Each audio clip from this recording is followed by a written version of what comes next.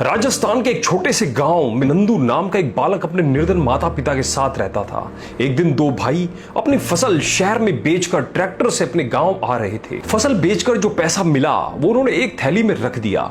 अचानक एक गड्ढा आया और ट्रैक्टर उछला और थैली नीचे गिर गई, जिसे दोनों भाई देख नहीं पाए और सीधे चले गए। बालक नंदू खेल कूद पर रात के अंधेरे में अपने घर जा रहा था। अचानक उसका पैर किसी वस्तु से टकरा गया। देखा तो पता चला कि किसी की थैली है। जब नंदू ने उसे खोलकर देखा तो थैली में नोट भरे हुए थे। वो हैरान हो गया। वो सोचने लगा कि पता नहीं किसकी थैली है। उसने सोचा कि अगर यही छोड़ गया तो कोई और इसे उठा ले जाएगा। वो मन ही मन सोचने लगा जिसकी ये थैली है उसे कितना अधिक दुख और कष्ट हो रहा होगा। हालांकि लड़का उम्र से छोटा था और निर्धन माँ बाप का बेटा था, लेकिन उसमें समझ बूझ काफी अच्छी थी। वह थैली को उठाकर अपने घर ले गया। उसने थैली को झोपड़ी में छुपा कर रख दिया। फिर वापस आकर उसी रास्ते पर खड़ा हो गया। उसने सोचा कोई रोता हुआ आएगा तो वह पहचान जाएगा, बताने पर उसे थैली दे दूंगा। इधर जब थोड़ी देर बाद दोनों भाई घर पहुंचे तो ट्रैक्टर में थैली नहीं थी। दोनों भाई ये जान निराश होते हुए बहुत दुखी होने लगे। पूरे साल की कमाई थैली में भरी थी। किसी को मिला भी होगा तो कोई बताएगा भी नहीं। शायद अभी वह किसी के हाथ ना लगा हो। यह सोच दोनों भाई टॉर्च लेकर उसी रास्ते पर वापस चले जा रहे थे। छोटा बालक नंदू उन्हें रास्ते में मिला। उसने उन दोनों से कुछ भी नहीं पूछा, लेकिन उसे शंका हुई कि शायद वह थैली इन्हीं की है।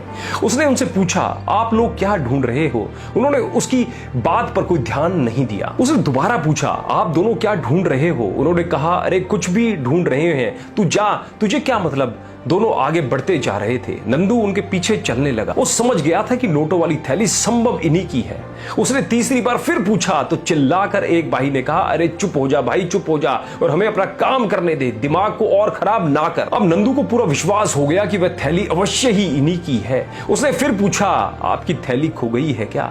दोनों भाई एकदम रुक गए और बोले, हाँ। नंदू बोला, पहले थैली की पहचान बताइए। जब उन्होंने पहचान बताई तो बालक उन्हें अपने घर ले गया। टोकरी में रखी थैली उन दोनों भाइयों को सौंप दी। दोनों भाइयों के प्रसन्नता का कोई ठिकाना नहीं था। नंदू की ईमानदारी पर दोनों भाई बड़े हैरान थे। उन्होंने इनाम के तौर पर कुछ रुपए देना चाहा, पर नंदू ने मना कर दिया। बोला, यह तो मेरा कर्तव्य था। दूसरे दिन वे दोनों भाई नंदू के स्कूल पहुंच गए। उन्होंने बालक के अध्यापक को यह पूरी घटना सुनाते हुए कहा, हम सब विद्यार्थियों के सामने उस बालक को धन्यवाद देने आए हैं। अध्यापक के नेत्रों से आंसू झरने लगे। उन्होंने बालक की पीठ थपथपाई और पूछा, बेटा, पैसे से भरे थैले के बारे में अपने माता पिता को क्यों नहीं बताया? नंदू बोला, गुरुजी, मेरे माता पिता निर्धन हैं। कदाचित शायद उनका मन बदल जाता तो हो सकता है रुपयों को देखकर उसे लौटाने नहीं देते और यह दोनों भाई बहुत निराश हो जाते। यह सोच मैंने घर वालों को थैली के बारे में कुछ भी नहीं बताया। सभी ने नंदू की बड़ी प्रशंसा की और कहा, बेटा धन्यवाद, गरीब होकर भी तूने ईमानदारी को नहीं छोड़ा। दोस्तों, इस कहानी से भी हमें जीवन की बहुत बड़ी सीख मिलती है। सबसे बड़ा गुण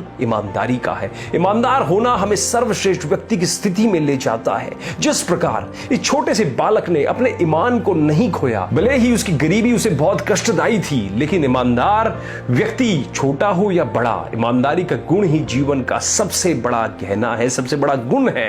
ईमानदारी से ही हमारे व्यक्तित्व को बहुत ही प्रसिद्धि मिलती है। ईमानदार मनुष्य उस ईश्वर की सर्वोत्तम रचना है। इसलिए आप भी अपने ईमानदारी के गहने को कभी खोने मत दीजिए और फिर देखिएगा ईश्वर एक ना एक दिन आपको भी सफल जरूर कर देगा। कहानी अच्छी लगी हो तो औरों के साथ भी शेयर जरूर कीजिएगा और कमेंट में हमें आपका विचार जरूर बताइएगा कि आप इस कहानी से क्या सीखे।